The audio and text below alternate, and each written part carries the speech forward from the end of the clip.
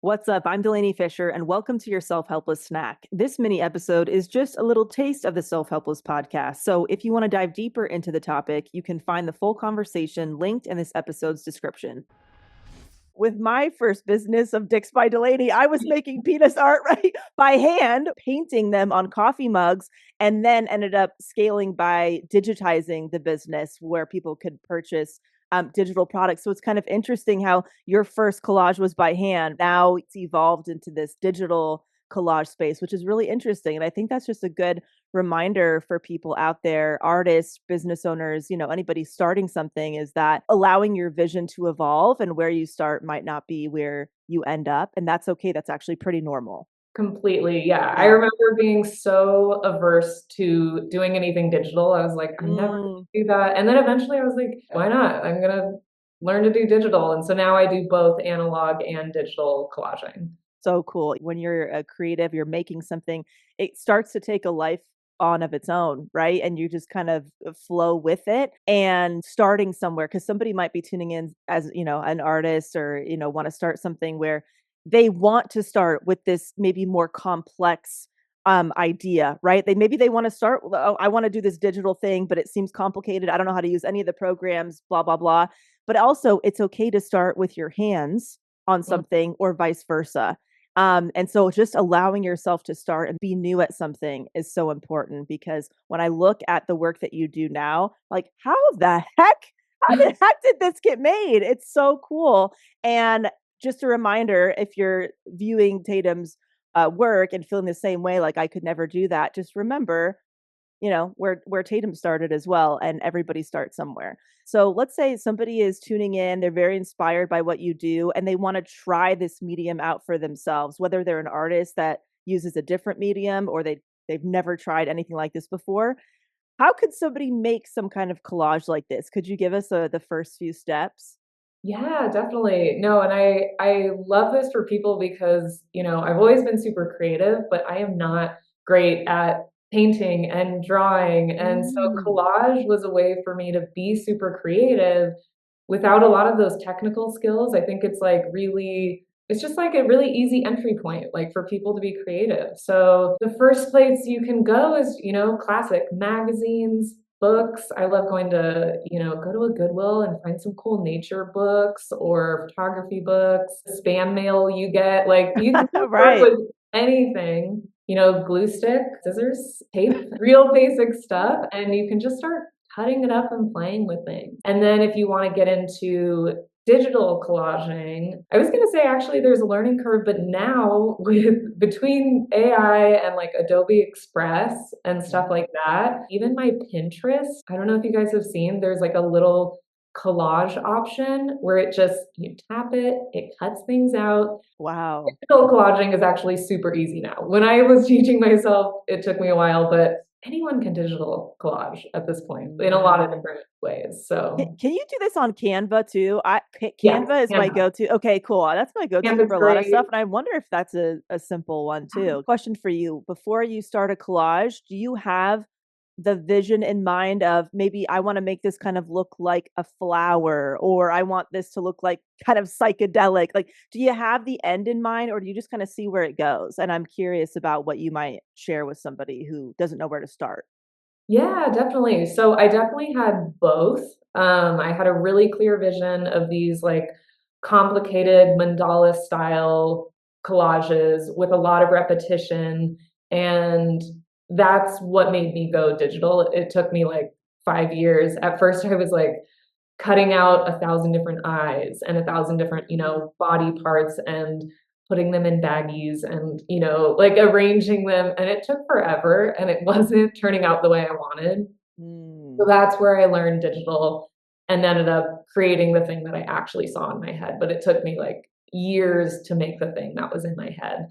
While I was doing all of that, I had plenty of time for just playing. So like I think that's really important, is the like play version where it's not about something in your head and you're just kind of making it up as you go along. Yeah. I think that's what's really fun about collage too, is it's not about creating exactly what's in your head. It's about working with what's in front of you. So I think that's a really fun exercise as well. I love that. And I'm just thinking about there's a lot of artists that tune into this podcast. Maybe you're a photographer and you have some, some of your own photography that you want to put into a collage, or maybe just one image that you like, whether you're the one who took the image or not, and seeing how you can rework that. Like, even simplifying it more if you're like, oh, a whole magazine, I don't even know where to start. There's so many things. You could always just kind of scale it back to one image that you like as well, I'd imagine, right? Making it look different Totally. on Yeah. paper, digitally. And thank you for sharing also that you feel like you're not that great at what did you say, painting or some of these Oh, other mediums, yeah. right? Not good at all. Yeah. And I think that's also a good reminder for all of us. Like, we don't have to be incredible at everything. We don't even have to be good to make art. Not saying that your stuff is good; it's excellent. But I'm talking about myself. I'm an okay artist. I can replicate things if I see something that I like. I can paint it myself, and I think I'm good at kind of taking something as a template and recreating it. When it comes to just making something on my own, it's not my skill set. I like to draw inspiration from things, and some people are able to just sit down and make what's in their head. And that is definitely not me. And the fact that, I used to make money painting, my full-time job was as an artist blows my mind because I'm just okay, and it was more about the concept that people thought was clever or funny or interesting than me being a really talented artist. I think that's good for people to also keep in mind, right? You don't have to be amazing at everything. You just have to do it. You just have to try it out, Oh my gosh, see what 100%. happens. You can paint something that you look at, like, I can't do that. Like, that's hard for Is me. Yeah. Isn't it great? We're all different. We all have different skills and we're all unique. So, something really cool about your work is that you accept donated images and then you are able to turn those into these incredible pieces. And people can actually donate pictures of themselves to you to be featured in your art. How can we do this? And what are the steps to get approved to be in a piece of yours? Yeah, so this is one of my favorite things that I do is accepting these images from people, and all you have to do is email me. So you can find me through my website at tatumelizabethartistry.com, and that's where my email is. It's tatumelizabethartistry at gmail. And if you just shoot me an email, I will send you a release form and some basic guidelines. Yeah, Yay. I'm gonna have to get maybe my husband Cam to help be my photographer for the day. I feel like definitely. Yeah. is there anything that you have done that has helped your confidence as an artist? It's interesting because I think the goalpost keeps moving. I also hear other people who are way beyond me say that, and I think at first my goalpost was, like, to make a sale, and then I did that, and then I was like, "Okay, well, that's easy," and then I was like, "Okay, if I showed in a gallery, a real gallery, then I could Mm, say I was." And then I did that, and then I'm like, but now I need a solo show. So it's that thing where yeah, I mean, I still, I think, struggle with it. I think a lot of people do, where the goalpost keeps moving, but I think the biggest thing is, like, just trying to let all that go, right? And just be right. like, "I'm an artist because I make art. Period, end of story." Yes, I love purchasing canvases from thrift shops. Canvases are expensive if you buy them new. Hot tip. And I have purposely started buying really big ones because Ooh, I've noticed that I've only allowed myself to only paint on kind of smaller canvases, and I realized I had it in my head that only real artists paint on big giant canvases. So I actually, as an exercise, made myself buy like a really big one. And I don't know exactly what I'm going to paint on it, but it's definitely something I want to do for myself to allow myself to just paint on something bigger. Isn't that weird how we do that to ourselves? oh my gosh, I love that example because it is so interesting how that, like, goalpost of, like, what a real artist is Yeah. different for everyone. Is there a moment that you can remember kind of internally where you were really proud of a piece when you saw it like, "Whoa, I am a real artist," where it had nothing to do with external feedback or making money from it or anything like that? There was no outcome from anybody else attached to it. Yeah, I think when I started the collaging and I had this vision of the stuff I wanted to make, and it took me learning Photoshop and digital collaging, and so that took like 5 years. and then I made the thing that was in my head 5 years before, and I was like, I don't know. It was like scratching an itch, right? Like I was like, okay, I did the thing. I learned the skills to make the thing that was in my head, and I was like, now I can let that go. Now I'm satisfied. Mm, Makes I sense. love it. Let's Yeah. say somebody is they're really excited to make something, but they're getting in their head like this is stupid. I don't want anybody to see this. Why am I doing this? I feel like an idiot kind of thing. What are some things that have helped you or what might you tell somebody in that headspace?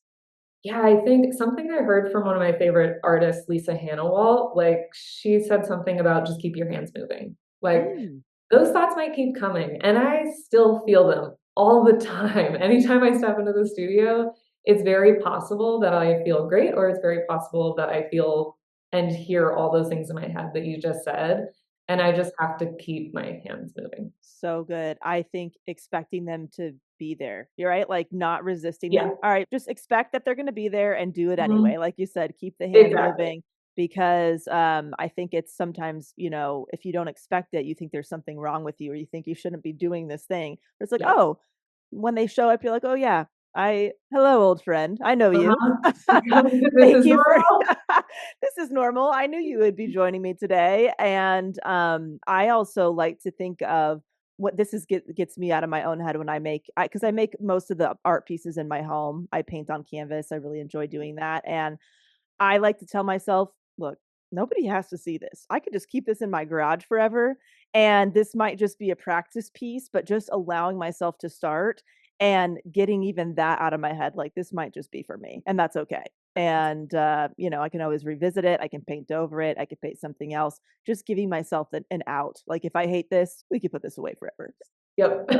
I love that. Giving yourself the out, I think is really good, and I think the other thing is, like, do it and do be embarrassing, like, I'd rather be embarrassed Yeah. than not try at all, like, that's another thing I hear a lot, right? It's like, I'd rather, like, fall on Yes. my face and make a fool of myself than sit around and not do anything. I don't know, that might help. Yes. Yeah. Absolutely. If you've ever taken an improv class, you may have done this where I had an instructor that basically made us do the worst improv scene possible before we started the class. So everybody would get up and really embarrass themselves. And then we would start. And it kind of got that fear out of the way of like, hey, some scenes are going to be really bad. So let's just make it bad and then get it over with. You're not going to be thinking about it the whole time.